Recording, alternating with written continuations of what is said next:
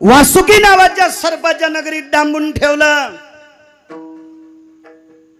तिसऱ्या दिवशी वासुकी नावाच्या सर्पाने ज्या दोन नालायकांनी आणून ठेवलं होतं त्याच्या मालकाला निरोप केला। फोन नव्हते भरत बोता, निरोप पत्र व्यवहार केला। माणूस गेला। राक्षस राज राजा बळी महाराज, तुमच्या दोन सेवकाने आमच्या नगरीत एक महाराज आणून ठेवलाय, कृपया तो महाराज घेऊन जा। बळी हा सात्विक आणि सदाचारी विचाराचा माणूस होता। राजा बळी किती सदाचारी सांगू तुम्हाला। या बळीला मृत्यूलोकातून पाताळात घालण्यासाठी माझ्या पंढरपुरातल्या मालकाला एका अवतारात कपट करावं लागलं। इमानदारीनं बळी पाताळात पंढरपुरातल्या मालकाला कपट करावं लागलं वामन अवतारात, त्याचाच अवतार आहे। त्या कपटामुळे पंढरपुरातल्या मालकाची एका अवतारात उंची कमी झाली, उंची खोजटत्व आलं मालकाला। खोजट प्रमाण आहेत त्याचे, प्रमाण खोजट तो खोड एवढी व्याप्ती होती राजा बळीची। सदाचारी विवेकी भगवान शिवशंकराचे भक्त होते राजा बळी। निरोप पोचलाय, महाराज घेऊन जा। त्यांनी सांगितलं, मूर्ख आहेत का रे? एखादा नालायक जर तुमच्या नगरीत आला तर मी घेऊन गेलो असतो, पण महाराज तुमच्या नगरीत आलेत, राहू द्या ना बेटे आहोत, तुम्हाला मोक्ष मिळन। तर वासुकी नावाच्या सर्पानं संदेश पाठविला, राक्षसराज बळी महाराज, महाराज आमच्या नगरीत राहण्याबद्दल काही दुःख नाही, पण 3 दिवस झालं महाराज भजनच करायला। पैसे घेतो का? अद्याप नाही। खाला काही मागतो का? अद्याप नाही। मग करू द्या फुकट भजन करायला। तर त्या भजनानं आमचं नुकसान आहे। काय? आमच्या सरपंच विष संपलं। काय ताकद आहे संतांची। सापाच्या दाताला एक करडी सारखी, करडी कळतील तेलाच्या करडी, शेतकरी छेत ना तुम्ही, कोणते कलेक्टर आहेत? आणि कलेक्टर जरी असेल तरी शेतकऱ्याचंच पोरग आहे ते का वरून थोडंच पडलं बेंदाडातून, विठाला विठाला विठाला विठाला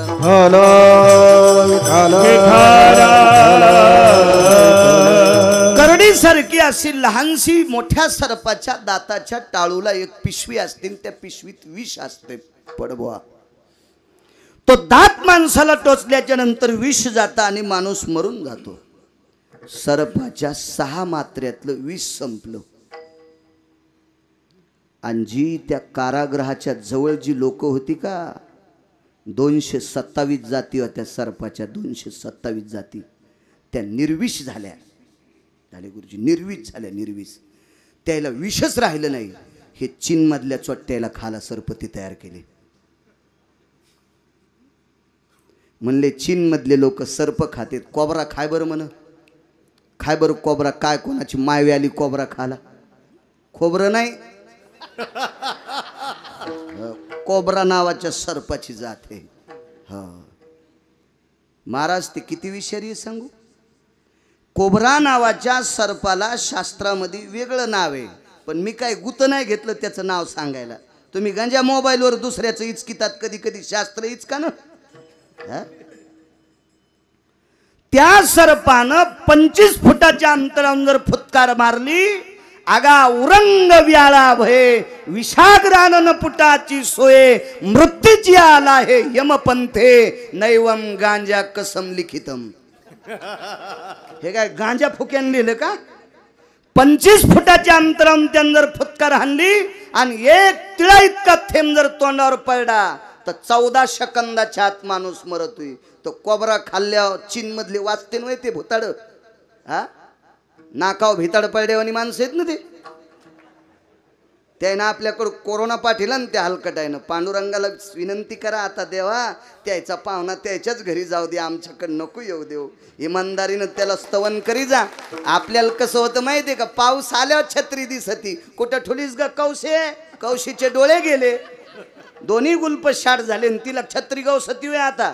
मग कौशी छत्री, कौशीच्या हाताला छत्री लागली तर कुंदरांचं ठाणली। आपल्याला पाऊस पडल्यावर छत्री दिसती, पाऊस येणार आहे म्हणून उन्हाळ्यात चांगली खुंटीला अडकून ठेवा ना। आपल्यावर अंगावर काही आल्यावर आपल्याला पांडुरंग सुटतो, इतके थापून बेमान आहेत। विठाला विठाला विठाला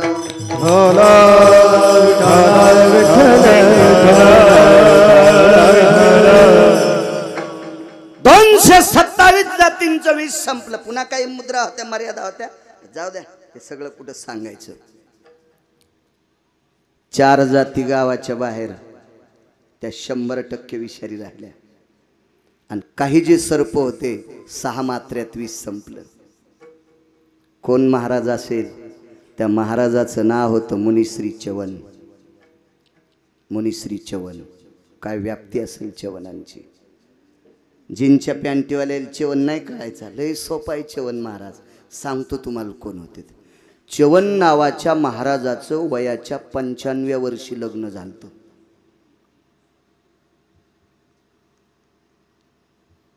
करायचं का 95व्या वर्षी कोणाला लग्न? आमच्या इथे एक म्हातारं पोराला म्हणलं मला लग्नच करा वाटायले. पोराने इतकं हाणलं कोण्याच दवाखान्यात नीट नाही झालं.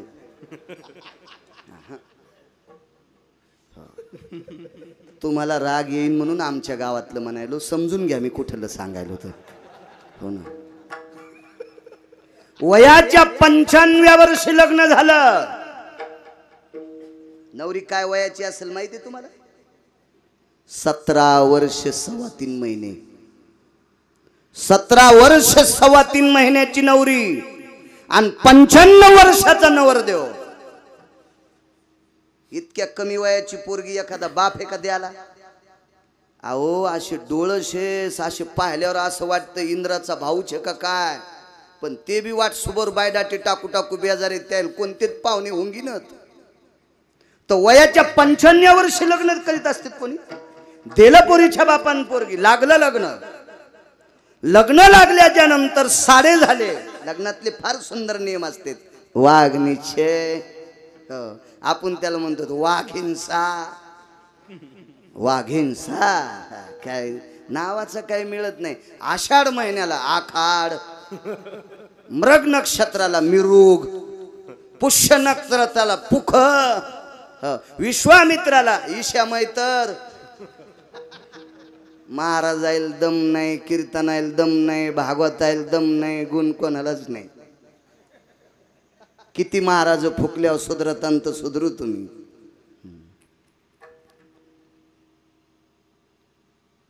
चवन नावाचा महात्मा. नवरी वाट लावत असताना आईनं बापानं कानात सांगितलं, पोरी नवरदेवाला पाहिलंस का? सुन्मुखाच्या वेळेला बघितलं बाबा.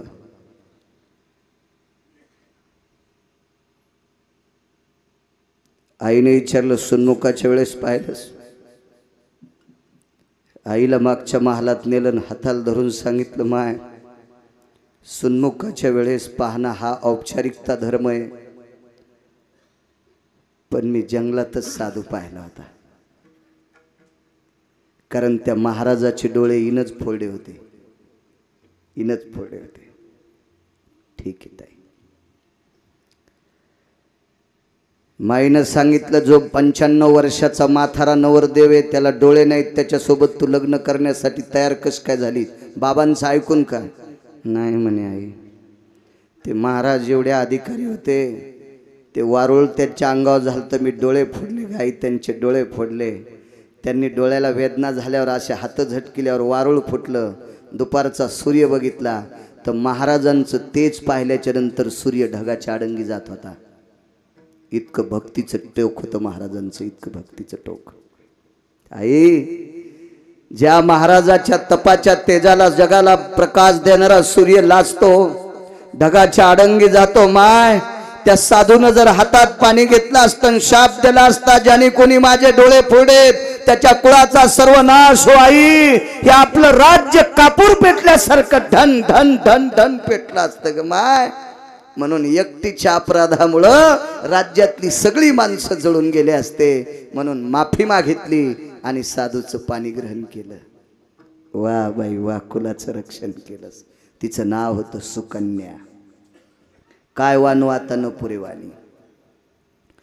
आईनं कानात सांगितलं, बाई तुला आई आणि वडील किती आवडतात?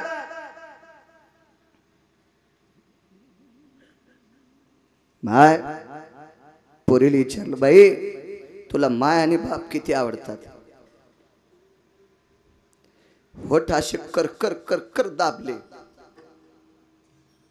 जीभ बोलायचा प्रयत्न करत होती पण बोलतच नव्हती. आईनं पुन्हा विचारलं, सुकन्या तुला आई वडील किती आवडते? पुन्हा जिभेला दाबलं हिनं काहीतरी बोलतच नव्हती. तिसऱ्यांदा विचारलं सुकन्या तुला आई वडील किती आवडते? तोंड बंद झालं आणि डोळ्यातून पाणी येत होतं.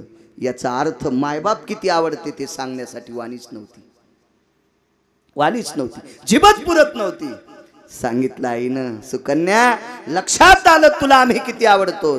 मग आम्ही जितके आवडतो याच्या हजारो पटीनं तुला तुझा नवरा आवडावा. नवरा शब्द कळतो ना?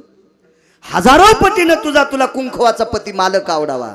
आणि लक्षात ठेव ज्या दिवशी या मालकाची सेवा करण्यामध्ये तू कमी पडशील त्या दिवशी तुझे माय आणि बाप मृत्यू पावले असा तुला निरोप येईल. खुणगाट बांधली पोरीनं खुणगाट. मला असं वाटतं प्रत्येक माईनं लग्नात पोरीला वाट लावत असताना एकच सांगितलं पाहिजे सको सासूचं लुगडं धुत जाय बाय. सको सासऱ्याचं धोतर धुत जाय माय. पण लय काही माई चित्र जातानाच कानात तिच्या इंजेक्शन देतात. तिथं गेलं कीच व्हायलं नाही दोनच तोंडन खिचडीन बोंड. हा असं माईनं सांगितलं नाही भिताड पडायचं का तिच्या डोसक्यावर झोपीतच. काय शास्त्र आहे महाराज. माय बाप मेलेले ऐकशील.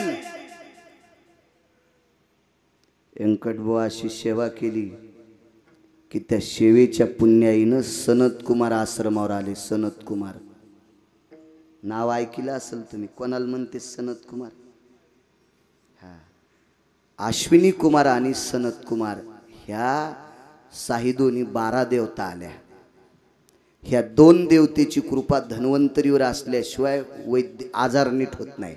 आणि धन्वंतरीची कृपा वैद्य म्हणजे डॉक्टरवर असल्याशिवाय त्याला निदान कळत नाही. हे अश्विनी कुमार सनत कुमार आणि धन्वंतरी 14 रत्नापैकी एक. असे सनत कुमार अश्विनी कुमार आश्रमावर आले. बाहेर भाकरी टाकत होती आश्रमावर. भिक्षा देही मा. टोपल्यातलं एक पान उचललं झळीत टाकलं. साधू होते ते. पाय जमिनीवर टेकत नव्हते. विचार को भवा कुलात भवज्जायते किमम यत् कन्या रत्नम स्थितेषु. असं नाही म्हणले भरत बुवा तुझ्या बापाचं नाव काय? तुझ्या माहेराचं नाव काय? असं नाही विचारलं.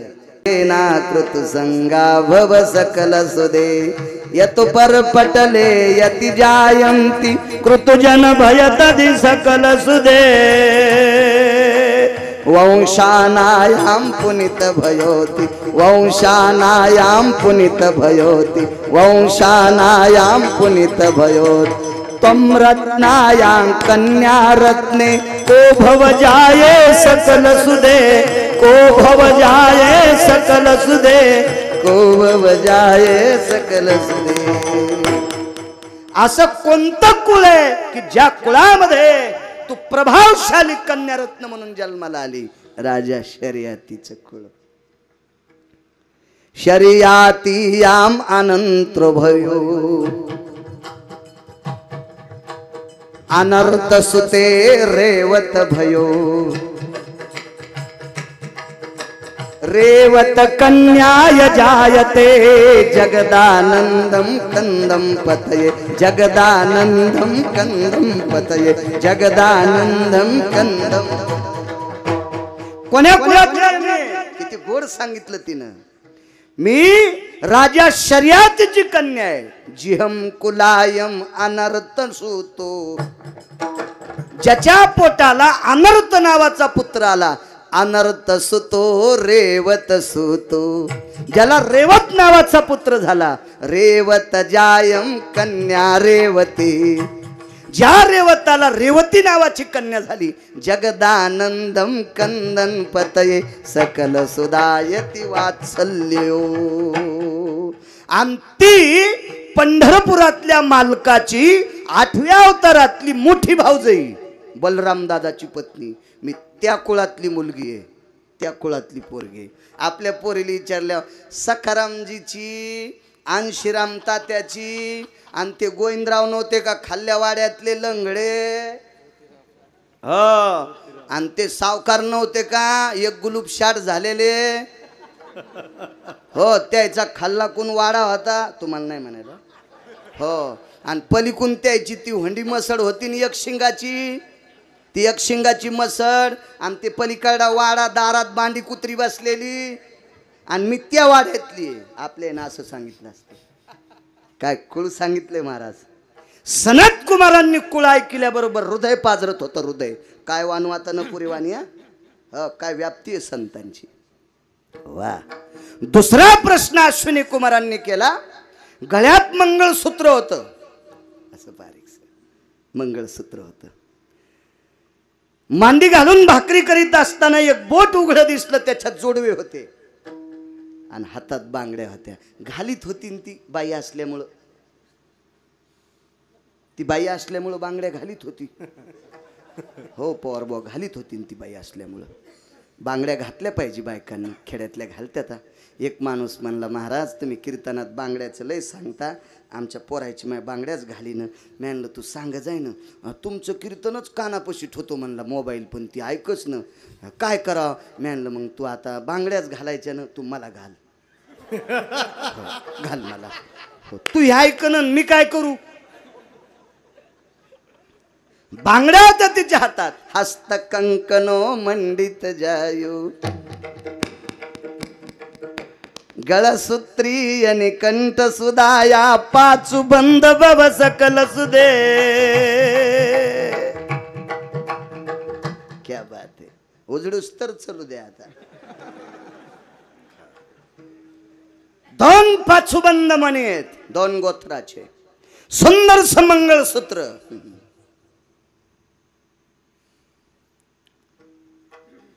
याच्याहून लक्षात घेतलं सौभाग्यवती आहे. विचारलं नाही तुझे मिस्टर कोण आहेत, तुझे मालक कोण आहेत, तुझा पती कोण आहे, तुझा नवरा कोण आहे. अर्थ एकच ना सगळ्याचा. पती शब्द लय शिकलेल्या पोरीला कळणं मुंबई सारख्या ठिकाणी. एका घरी गेलो, मी चहा घेत होतो, काळा चहा पिऊ लागलो. त्या म्हणल्या दूध घ्यायचं का. म्हणलं मी बोक्या थोडाच आहे, दूध नको मला, काळा चहा घेतो म्हणलं.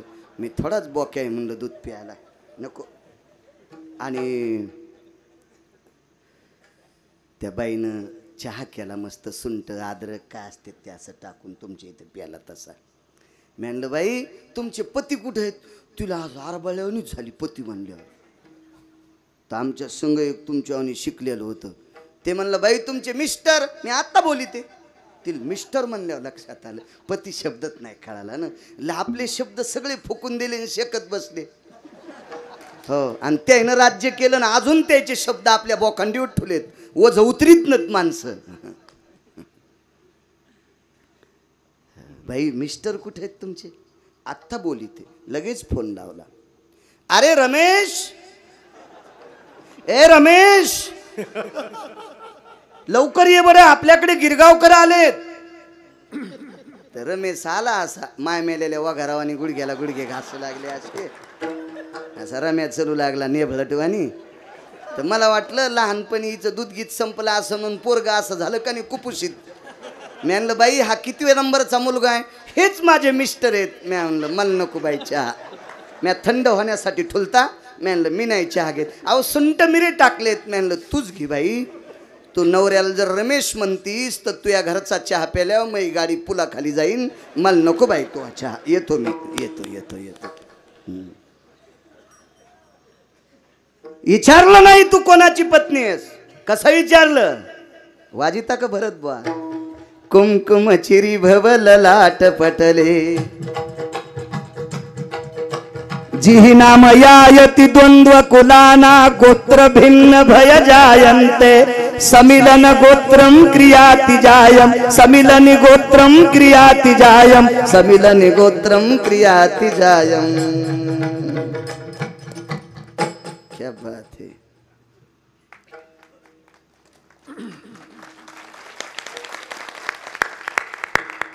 हातानं वाजिलं यायनं, मी तोंडानं म्हणलो. समिलनति गोत्रम क्रियाति जायम. मुलगी एका गोत्राची असती आणि गुरुजी नवरदेव एका गोत्राचा असतो. म्हणून तर मंगळसूत्राच्या बाजूला इकून एक मणी इकून एक मणी असते. म्हणून तर मंगलाष्टकात तुम्ही म्हणत असतात, सोन्याचे मणी ओविले भुजगुनी, गोऱ्या शशी कानना तळहाताचा पाळणा. हे नसते, हे मंगलाष्टक ज्याच्या ज्याच्या लग्नात झाले त्याला लवकर लेकर होत नाहीत, त्याला पटकन लेकरच होत नाहीत. लय बेजार असे मंगलाष्टक ज्याच्या लग्नात झाले त्याला. हा सांगू तुम्हाला काय इतका चिडून बोलतो, कारण सिमेंट काढणारा मिस्त्री मुसलमानाचा, तर मुसलमानाचा मंत्री असू द्या, त्याच्या लग्नात त्यांचे नियम मोडत नाहीत. आपल्याकडे जसे जसे पैसे येतील तसे तसे नियम सुलंगनात घातले, चुकीची गोष्ट आहे. लग्नातले मंगलाष्टक तरी असे म्हणा. तुम्ही गायनातले हिरे दोघवी, तुम्हाला जर कधी लग्नात योग आला तर तुमच्या लेकराला आशीर्वाद कमिण्यासाठी सात्विक मंगलाष्टक म्हणायचा. कीर्तनातून पाया पडतो तुमच्या. विठाला विठाला विठाला विठाला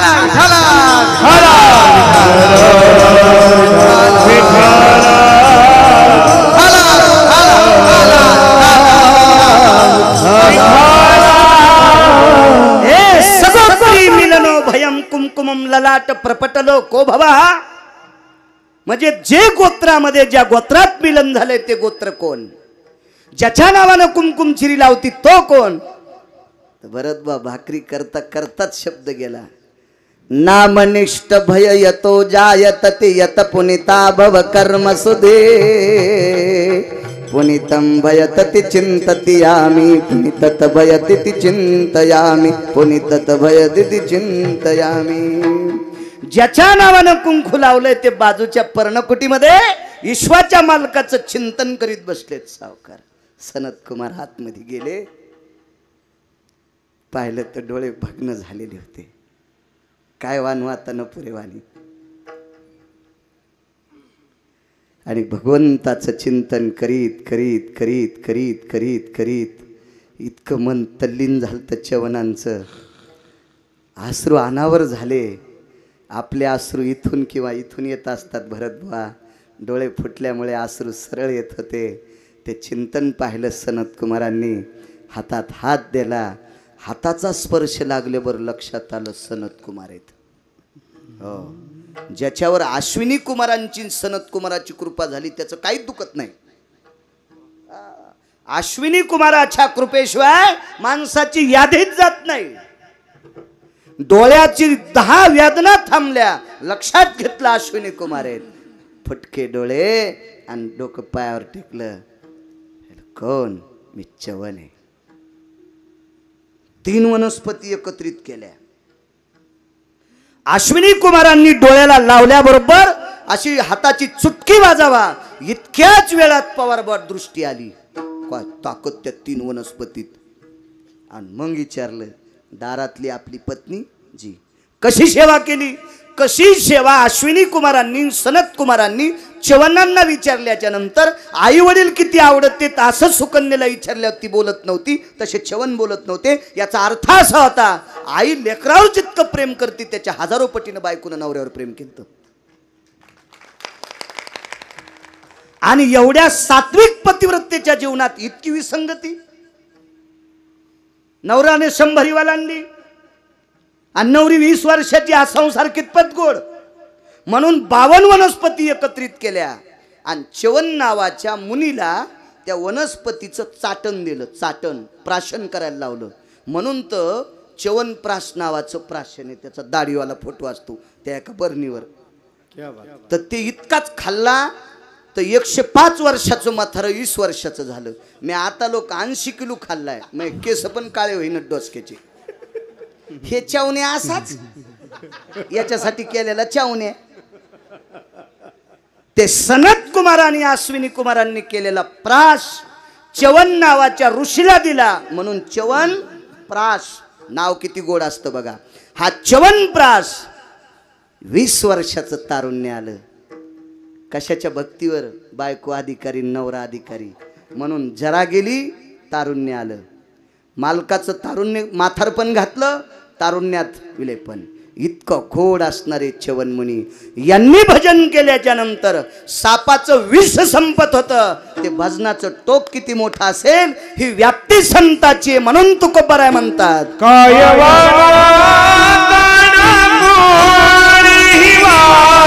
विष संपत आहे ही त्यांच्या भजनातली ताकद आहे. हो, आम्हाला आवाज कमी दिला की आम्ही सोमावर तापत होत. ही आमच्यातली ताकद आहे. ते कीर्तन होस तर त्या स्पीकरवाल्याला वाटतंय काय काय टोचणे हानतीत काय माहीत बापा रे बापा, असं हापून जाते ते माणूस बिचारा. अहो भजन केल्याच्या नंतर वीज संपत आहे. काय वानू आता नपुरे वाणी. दुसरा पुरावा आहे काय, जरासंध नावाचा हलकट व्यक्ती महाभारतात मी ऐकला. कारण मी काय त्याच्या गावात जन्माला आलो नाही, तिथला काय ग्रामपंचायतचा सदस्य नाही, काहीच नाही, फक्त महाभारतात पाहिला. जरासंध नावाचा व्यक्ती तसा हा सामान्य माणूस नव्हता. याच्याकडे 22,000 राजे याचे पाय चाटीत होते. 22,000 राजे, इतका अधिकारी श्रीमंत होता. याला 2 मुली होत्या, आष्टी आणि प्राप्ती नावाच्या 2 मुली. ह्या कंसाच्या बायका होत्या. आणि कंस कोणाला म्हणते पवार बा माहिती का? दुसऱ्याचं ज्याला खपत नाही पर द्वेषी तो कंस होता. ज्याला दुसऱ्याचं खपत नाही असं समजायचं याच्यात जरसा कंसाचा अंश आलाय. भोगे कळ येती. हो, आपण कसं वागतो याच्याहून ठरवायचं मागच्या जन्मात कोण होतं. चोरून खाचा ज्याला नाद आहे का समजायचं लांडग. उष्ट खाचा ज्याला नाद आहे समजायचं कुत्र.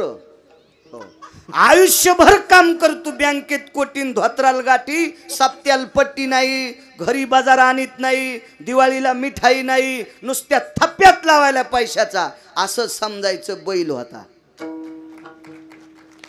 बैल होता, बैल होता, बैल बैल. बांगला बांधला तरी मंदिरातच झोपायलाय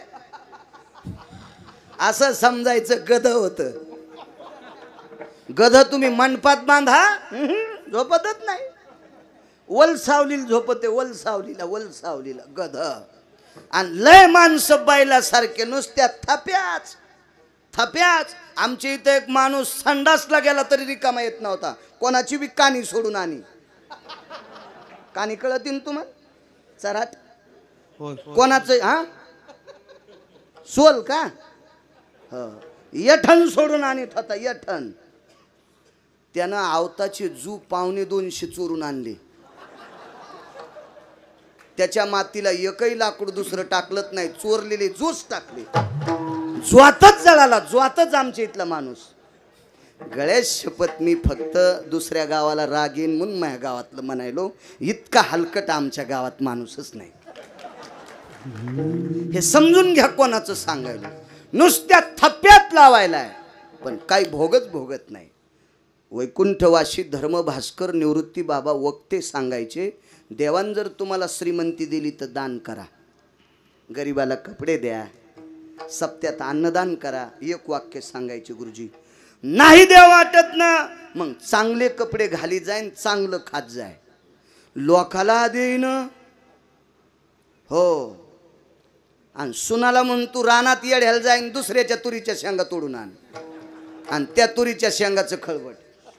हो, दुसऱ्याच्या कापसात भेंडर उगत येत ना, गावरान भेंडरच म्हणतात का तुमच्या? भेंडर याला मसडा पण खेटत नाहीत, इतके काटे असतात त्याला. ते निबरडक भेंडर वरुट्यान ठेसून त्याची आमटी खाय, इळभर नदीच्या कडील बसून राय, किती वाऱ्या तांबे नेईन.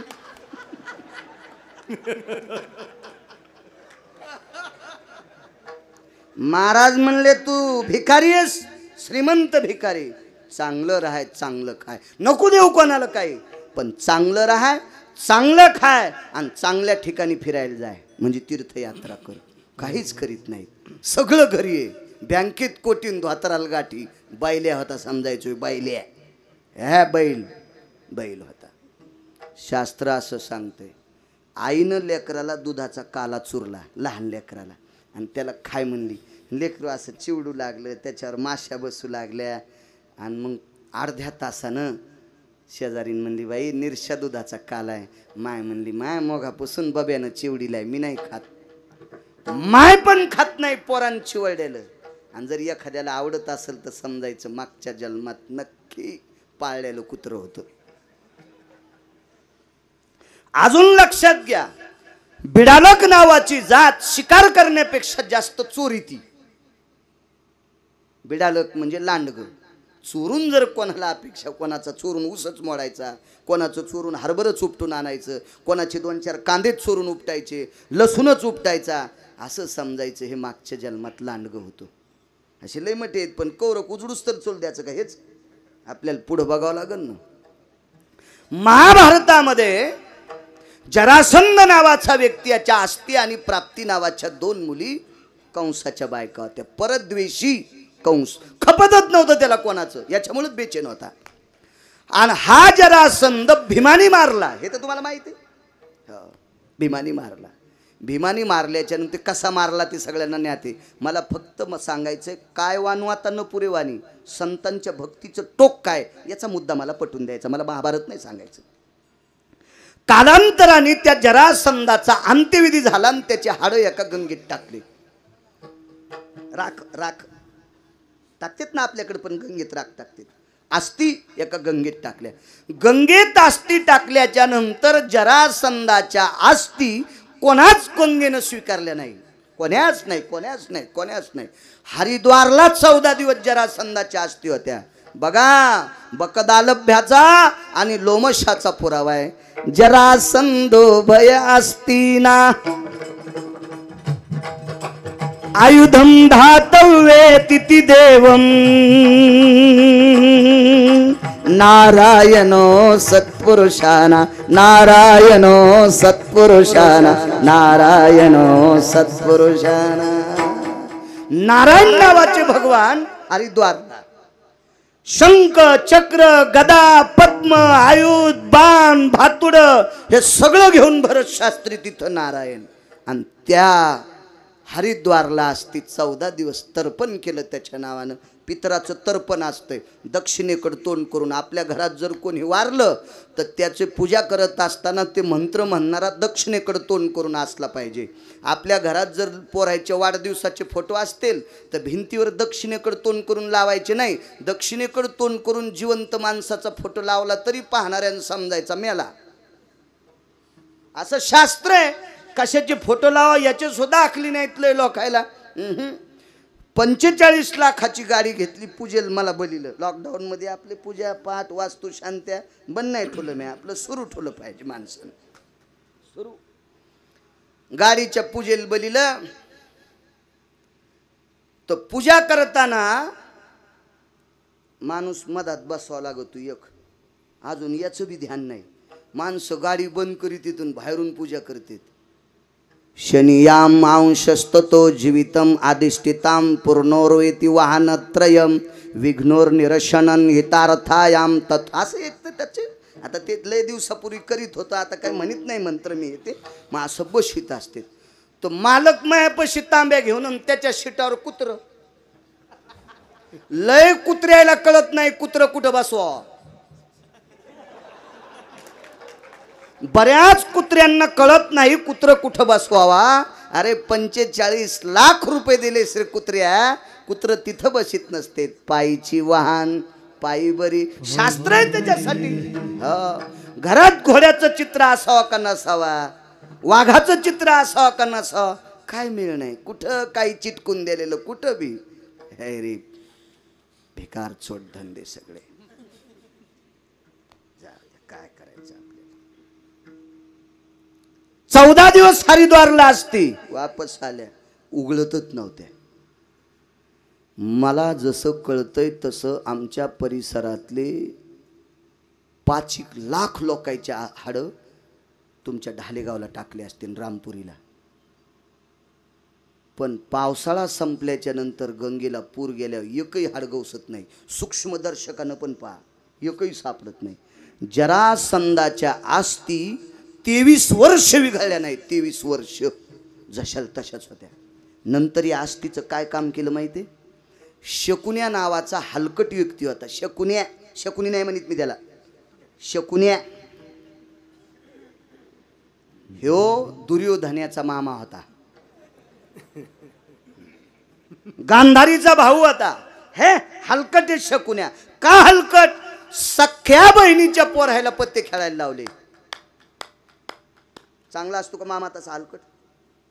भाषे जर वाईट वागत असतील तर मामानं जाऊन भाषाला सांगा, पोरहोत अरे माझ्या बहिणीचं नाव करा रे, माझ्या मेहुण्याचं नाव करा, असं वाईट वागू नका रे, असं मामानं शिकवायला पाहिजे. पण यानं घरात तुळशीपत्र ठुलं आणि गांधारीच्या 100 पोरायला जुगार खेळायला लावला, लुडो खेळायला लावला. इतका हलकट शकुन्या. आणि ह्या शकुन्यानं गंडकी नावाच्या गंगेतून हाडं आणले. हरिद्वारला हाडं घेतले नाही, गंडकीत टाकले. गंडकीमध्ये देव शालिग्राम होऊन पडलेला आहे, दगड होऊन, तिथून हाडं आणले. आणि मग शकुन्यानं हाडं उघळले आणि उघळून उघळून त्याच्या 4 गोट्या तयार केल्या. 4 गोट्या. म्हाताऱ्या माणसाला लुडो माहीत नाही. हे लुडो नावाचा खेळ लय उतू आलाय. हे महाभारतातला खेळ आहे. त्या खेळाला सोक्ती नावाचा खेळ म्हणत होते.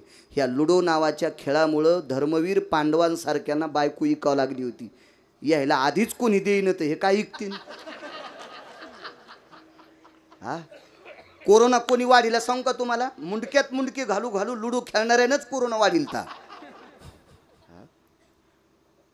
अहो, एखाद्यानं जर चांगले दात नाही घासले आणि त्यानं जर इथं रूपवाळी म्हणली तर 5 मिनिटं तोंड नाही वाटत नाही माईक पुढं.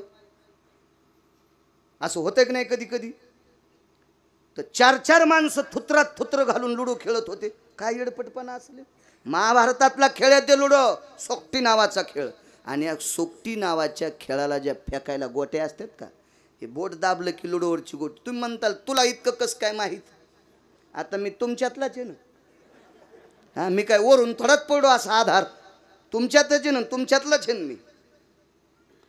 तर त्या 4 गोट्या भरत बुवा जरासंधाच्या हाडाच्या होत्या. जरासंधाने हाडवैर काढलं. मेल्याव का होत नाही म्हणले, ज्या पांडवांपैकी एकानं मला मारले त्या पांडवाला भिकारी करीन. वनवासाला पांडव जरासंधामुळेच गेले. कौरवानी गोट्या टाकल्या की सोयीशा पडत होत्या आणि पांडवांनी टाकल्या की पालथ्या पडत होत्या. पांडव हरले, कौरव जिंकले. कालांतराने पांडव जिंकले. कालांतराने राज्यावर बसले. महाराज धर्माने आपले 5 भाऊ 4 भाऊ सोबत घेतले आणि हिमालयाच्या पायथ्याला स्वर्गारोहण केलं. पण जाता जाता परीक्षिती नावाचा मुलगा अभिमन्यूचा आजोबाला सांगितलं, आजोबा कसं काम करू? आई लेकरावर प्रेम करते असं काम कर. पण 9 वर्ष राज्य झाल्याच्या नंतर परीक्षिती नावाच्या राजाला 3 अरिष्ट आले. 3 अरिष्ट. हे अरिष्ट तपासण्यासाठी तात्विक लोक होते. लोमश, जाबाली, बकदालभ्य, रोशुंडी. त्या काळामध्ये 5 लोकांपैकी अत्यंत एक रागीट महाराज होते. त्यांचं नाव होतं दुर्वास नावाचे ऋषी. दुर्वासाला बोलून घेतलं. सगळ्यांनी शास्त्र पाहिलं की एवढा मोठा राजा गोड असताना अरिष्ट कस काय? मग लक्षात आलं हस्तिनापुरात हाडं येतं शकुनीचे. जरासंधाच्या आस्ती. आता काय करावं? वाटेल ते प्रयत्न केले, वाटेल ते. महाराज एवढे मोठे दुर्वास नावाच्या साधूने वाटेल ते मंत्रोच्चार केला पण हाडं वितळले नाही. नाही वितळले, नाही वितळले, नाही वितळले. असा एकच महात्मा होता. त्या महात्म्याने आपल्यावरचा शाप संपविण्यासाठी बद्रिका आश्रमला भजन केलं. ते भजन करणारा महाराज देवर्षी नारदाला आमंत्रित केलं. नारदाने जरासंधाच्या आस्ती पळसाच्या पानाच्या द्रोणमध्ये घेतल्या. म्हणून तो पोळ्याच्या दिवशी पळसाचा दाखला आणतात. हे सगळं माहीत असलं पाहिजे कशामुळे आणतात. सखुबाईने केलं म्हणून आणसाबाईन केलं, आणसाबाईन केलं म्हणून दोरकीन केलं, दोरकीन केलं म्हणून अंतिकीन केलं, अंतिकीने केलं आणि कस्तुरीनं फुकून दिलं. असं नसतं. शास्त्र आहे त्याच्या पाठीमागं. पळसाच्या पानाचा द्रोण केला. त्या द्रोणामध्ये आस्ती ठेवल्या. त्या आस्तीमध्ये 7 समुद्राचं पाणी टाकलं तरी आस्ती विरत नव्हत्या. नारद विना घेऊन समोर बसले आणि भजन केलं. नारायणा नारायण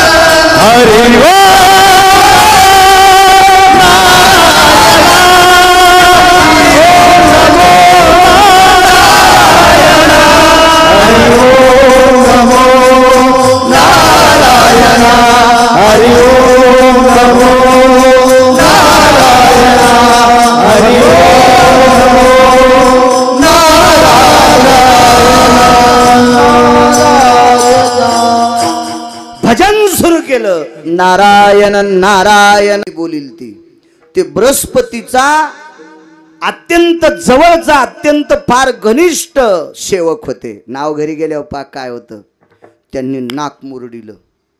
म्हणे मायासारखा सुशील मंत्र म्हणणारा जगात कोणी नाही. रावण त्यांचा शिष्य होता. हा इतका रावण मंत्र म्हणण्यात पारंगत होता. रावणानं वास्तूचे मंत्र इतके गोड म्हणले घरभरणीचे. भगवान शिवशंकर त्याच्या मंत्रात भुलले त्याला लंका देऊन टाकली. लंका रावण्याच्या बापाच नव्हती. नुसत्या वाणीला नुसते वाणीवर प्रसन्न झाले शिवशंकर आणि देऊन टाकली. रावण त्याचा शिष्य होता. ते महाराज किती अधिकारी असेल. आणि त्यानं हत्तीच्या सोंडेसारख्या धारा पडत्याला अशा तुपाच्या राशी आणल्या होत्या. भांडीची भांडी तूप वाटेल ते टाकलं. पण जरासंधाच्या आस्ती काही विरत नत. खूप प्रयत्न केला. खूप खूप खूप. पुराण असं सांगते, 72 पुराणामध्ये 1 श्लोक, मार्कंडेय पुराणामध्ये 3.5 श्लोकाचा पुरावा. असं म्हणतात 1 वर्ष 48 दिवस यज्ञ चालू होता. पण त्या 4 गोट्यातली एकही गोटी विरली नाही. एकही गोटी विरली नाही. नारदानी फक्त 9 घटकाच भजन केलं. फक्त 9 घटका. तर द्रोणामध्ये आस्तीचं ढवळं पाणी पण दिसत नव्हतं. सावकार आस्ती याच्यामध्ये वाटून टाकल्यात जसा खडू पाण्यात टाकल्यावर पाणी पांढरं होतंय, चुना पाण्यात टाकल्यावर पाणी पांढरं होतंय. तुमच्या आमच्या आस्ती जर पाण्यात घासल्या तर ते पाणी पांढरं होतंय. पण पाणी सुद्धा पांढरं राहिलं नाही. आस्ती कशाविरून गेल्या याचाच मेळ नाही. वारकरी संप्रदायात कीर्तनासाठी ज्यानं विना दिला ते इना देणारे देवर्षी नारद आहेत. म्हणून तर नारदाची गादी म्हणतात. अशा भजन करणाऱ्या नारदानं 9 घटका भजन केल्याच्या नंतर जरासंधाच्या आस्ती विरून जात्यात. ही वारकऱ्यात ताकद आहे. म्हणून तुकोबाराय म्हणतात,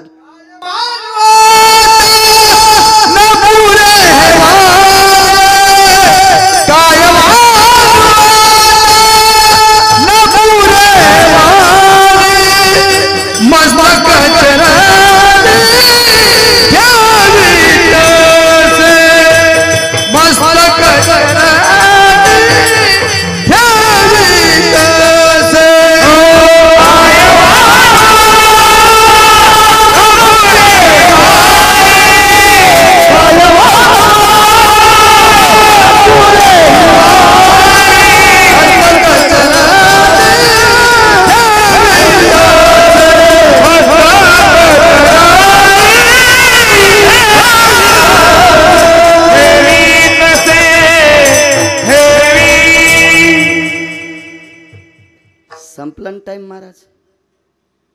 पुढं वाढवायचं कळण जाताना.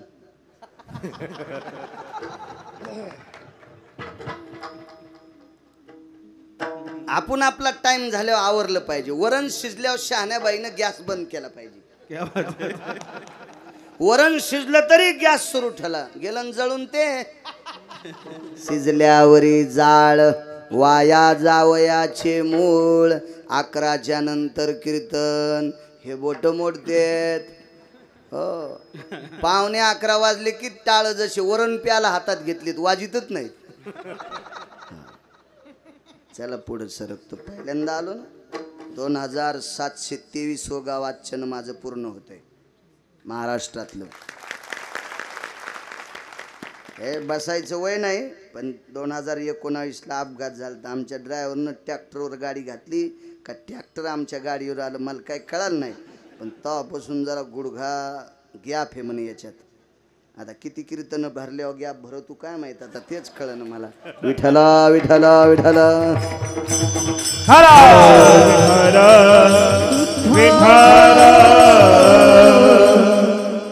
जाऊ द्या. यायचं नाव बालाजी महाराज आहेत ना. तुमच्या जवळच बालाजी इकडं यायला 5 मिनिटं बालाजी समजायचं आणि 10 मिनिटं पुढं कीर्तन वाढवायचं काय.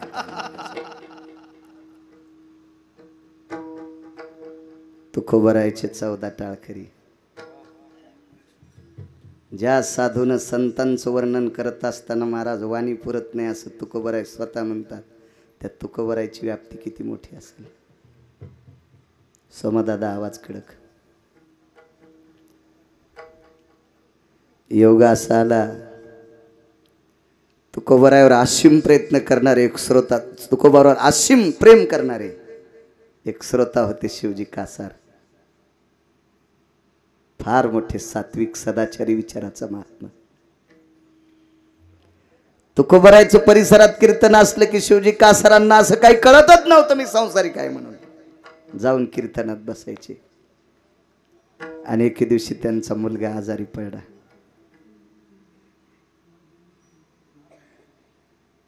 तापानं फन फन फन फन फन फन फन फन शरीर करू लागलं. आईनं मांडीवर घेतलं, आईला बिलगून धरलं. दर दर दर दर अंग हालत होतं त्याचं. माईनं लेकराची ती अवस्था पाहिल्यावर डोळे भरून आले. बाळा काय करू, बाबा घरी नाहीत तुझे. माय काय करू रे बाळा, बाबा घरी नाहीत तुझे. लेकरू केविलवाणी आपल्या आईकडे पाहत होतं. आई आई आई. पोटात वेदना सुरू झाल्या. बघता बघता बघता बघता पोट फुगत गेलं. पोराला बोलता येत नव्हतं सावकार. गळ्यापर्यंत पोट असं सुजत सुजत सुजत फुगत फुगत गेलं. हातपायाला आळे पिळे दिले, डोळे पांढरे केले, प्राण सोडून दिला. कधी मालकावर न रागवणारी बाई, पण आज पोटचं हायगाईनं गेल्यामुळं बाईला दुःख झालं. आणि बाईनं सर्वात मोठा रोष पत्करला तुकोबरायवर. माझ्या मालकाला याने येडं केलंय. माझ्या मालकाला ह्या तुकारामाने येडं केलंय.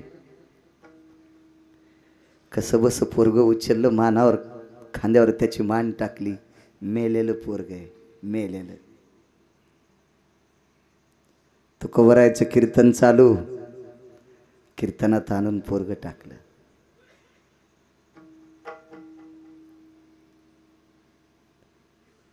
लोक बघू लागले अशी. तेव्हा काय असा समज नव्हता इतकाला. माईक नाही काय नाही. संध्याकाळची वेळ, अशा दिवट्या पेटलेल्या, मशाली पेटलेल्या. बाईनं असं मंडपाच्या बाहेर, असं मंदिराच्या बाहेर लेकरू टाकलं, त्याच्या जवळ बसली. कीर्तन आटपलं. प्रत्येक लोक मशालीच्या प्रकाशात पाहत होते. कोण बाई? वरी मानच केली नाही. तिला पोटच्या गोळ्याचं दुःख होतं. सारखी त्या लेकराकडे बघत बघत बघत बघत रडत होती. मंदिरातल्या दारात एक झाड होतं. बाईनं लेकराविषयी, माईनं आपल्या लेकराविषयी केलेला शोक त्या झाडाला अनावर झाला. आणि त्या झाडाची पानं टप टप टप टप सगळी गळून गेली. निष्पर्ण वृक्ष झाला. इतकं प्रेम आईचं आपल्या लेकरावर. कर्मधर्म संयोगाने त्या कीर्तनात तुकोबरायच्या समोर बसलेली व्यक्ती होती अनगडशा नावाचा फकीर.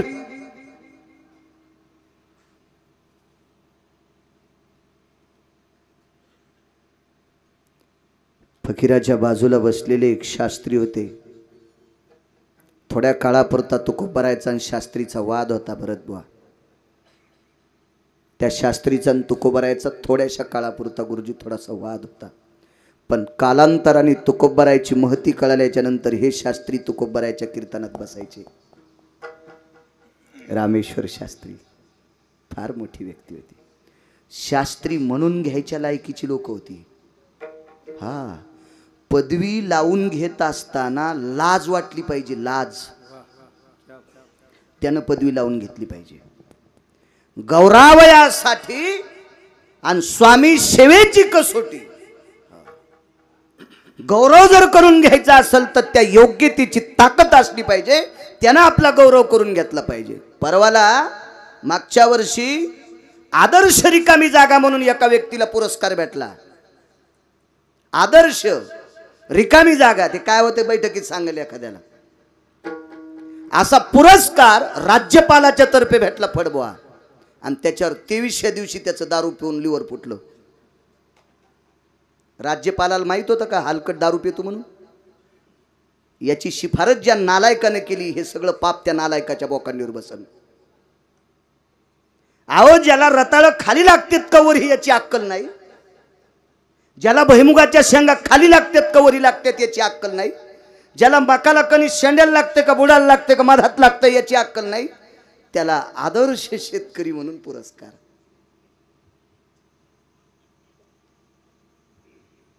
फक्त पैशाची सुटकेस खालून दिली म्हणून का? नालायकपणाचं टोक येते.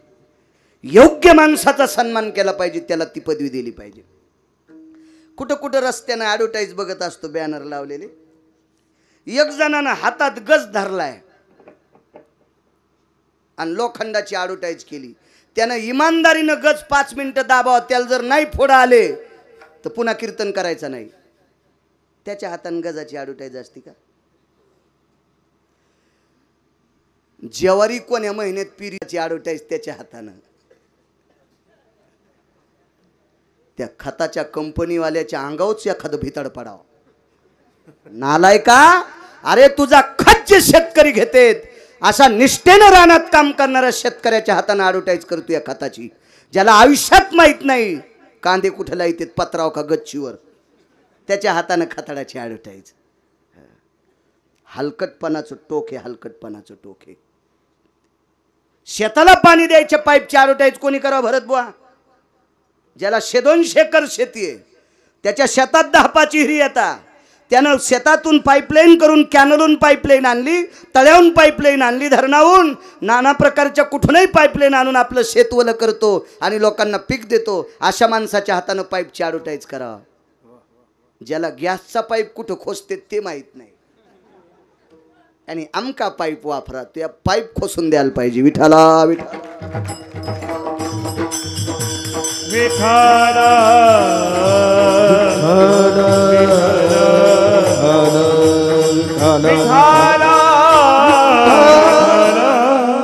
रामेश्वर शास्त्री शास्त्रीच होते. कधी कधी आमचे लोक ब्रेक लाईनर उगाळल्यासारखं कशी गाडी वेळेला उभी राहत नाही, तशी कधी कधी रामेश्वर शास्त्रीला नाव ठेवते. नाही, ज्या त्या काळात भरतबुवा, ज्या त्या काळातली माणसं वागतच होती तशी. उदाहरणार्थ, जुन्या काळातल्या माणसांनी घुगऱ्या खाऊन, शिळे तुकडे खाऊन, पायी चलत जाऊन कीर्तन केले, परंपरा टिकल्या.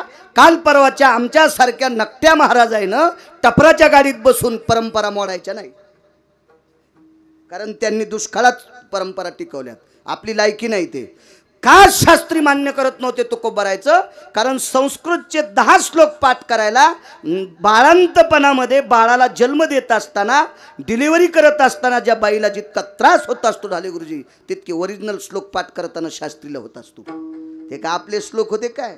काष्टम कोरितम भुंगा भुष्कटम पडतम भुई, असा श्रेष्ठ कवी तर आंधळ्या रंगूबाईचा जावाई. असं असेल का? का ती रविवारी ऐकता ती वार्तापत्र जायते. हे तेलंगणा क्षेत्रेन, कोणता जिल्हा आहे तुमचा? कामारेड्डी. हे ती परगणे शुभे सुबेन परगणे ना कमान हालू, तुम्हाला कळत नाही. हे निजामाच्या काळात होतं. सुबेन परगणे, जिल्ह्याला आणि तालुक्याला सुभे परगणे म्हणायचे. हे ती परगणे शुभे, तुमच्याकडे मंडळ म्हणतात ना तालुक्याला. हे ती परगणे शुभे जायते कामारेड्डी. कामारेड्डी तत्रा ग्रामस्थो हो कत्तलवाडी यज्जायते नामचिंतनो ज्ञानदेवस्य सज्जायते हे तुकाराम स्थितः व्याप्ती यति शांती ब्रह्म एकनाथो शर्मन्येत भवति नामदेवः यति कबीरस्य भवति आनंदाश्रमे वाराणसी जायते मीराबाई भय व्याप्तो जनाबाई सखुबाई यत् कामिनी रूपेण प्रविष्टतः. हे नामनिष्ठेन क्षत्रियोशति कुलाति भवतिं भारतवंशः यति महाराष्ट्रेषु तेलंगना राष्ट्रेषु यत् पुनितो भयत् भरतर्षभः यत् वैष्णवजनः ढाले गुरुजी पवारस्य शर्मन्यो यदि भरतस्य शर्मन्य यंकटेश शर्मन्य ममम ध्वनि त्वं श्रवणेन्द्रियाति जायते मम गिरगावकर यत वानिरर ध्वनी तोम सर्वनिंद्रिया जायते ध्वनी यंत्राणां सोमनाथः. पण तत्रा कत्तलवाडी क्षेत्रेन त्रिदिने ढगाळंच वातावरण आणि थोडा थोडा पाऊस पडनंच आणि सतरंजा भिजंच रुमण्यान हलकटावला दिसा.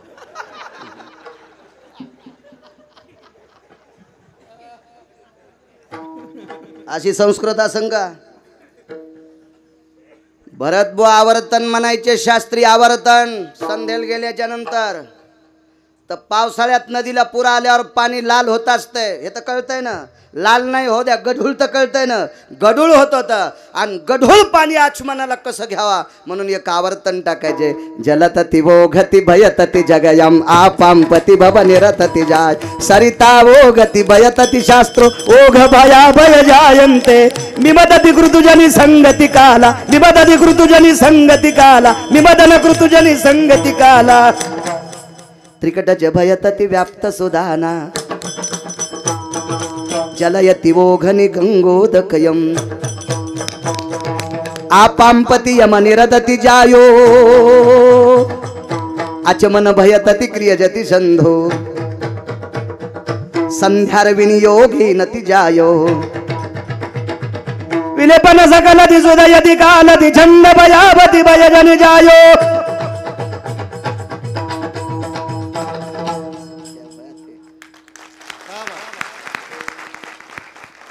वाजी जाणता चिकनगुन्या झाला तुम्हाला.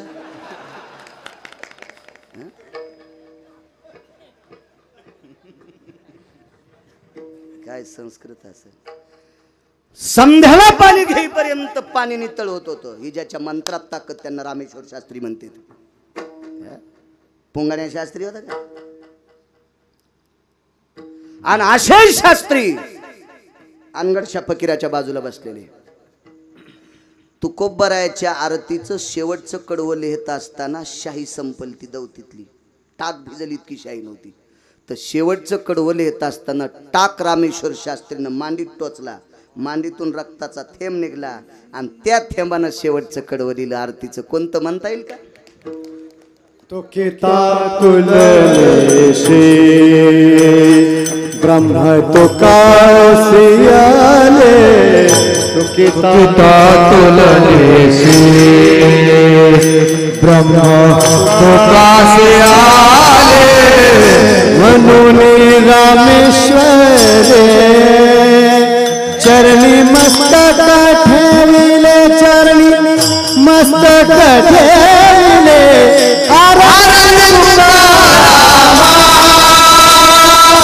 स्वामी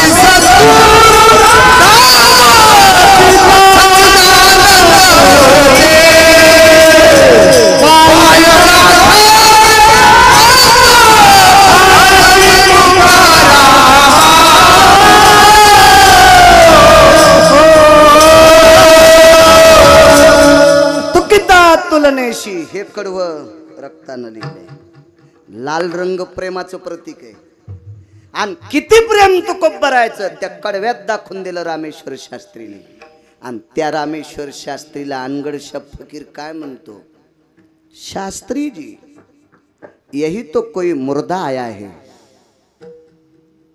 नाही कितीतरी माणसं कीर्तनातून वापस जाताना बाई रडत बसताना पाहिली पण त्याला कळलं नाही पोरग मेलय का. पण अनगडशा फकीरावर इतकी कृपा होती, इतकी कृपा. ब्रह्मवेत्याच्या अधिकाराचा फकीर होता अनगडशा फकीर.